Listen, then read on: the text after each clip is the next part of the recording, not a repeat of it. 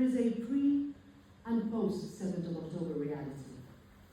The indiscriminate orgy of death and violence launched by Hamas on October 7th was a day that shattered the fragile peace, that launched a cycle of war, suffering and more death.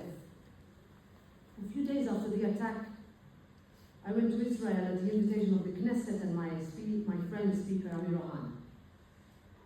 Together, we walked through the burnt-out kibbutz Kfar Aza.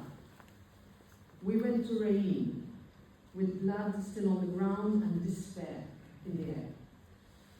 I visited young boys forever maimed as they lay in Tel Aviv hospital beds. 2 years later, I can still not properly describe the raw emotion of what I saw. The smell of death, the bodies in the sun. It was tough, perhaps I would say the toughest thing I've done as president, but perhaps the most important. It was necessary for me to testify to what happened, to see what we can do, to understand. It was important that we were there in bad times as well as in the good, to show solidarity, to urge calm, and to say that what happens next will define how this chapter is written in history. I promised then that I would do all I could to find solutions and to play our part in trying to prevent more suffering. This became personal for me. I bore witness to the horror as a representative of the people of Europe. And yet, I could not explain to one rescued hostage whom I met why people were shouting outside her hotel room after she had the strength to travel to Europe to testify to the rapes she endured.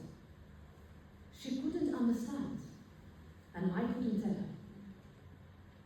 So allow me a moment to also thank the Civil Commission on October 7th Crimes Against Women and Children, who are here today, for all you do for these women and their families and for all the support they offer, for believing women, for fighting for their voice and insisting they are heard.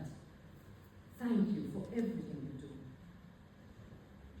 Neither could I find the right words to comfort the mother of Eviata, who was infamously pictured this summer digging his own grave, when I spoke to her on the phone right after those images were published. I'm not sure the right words exist yet. 2 days ago, she sent me a photo of him back in her arms. That's the image I will keep.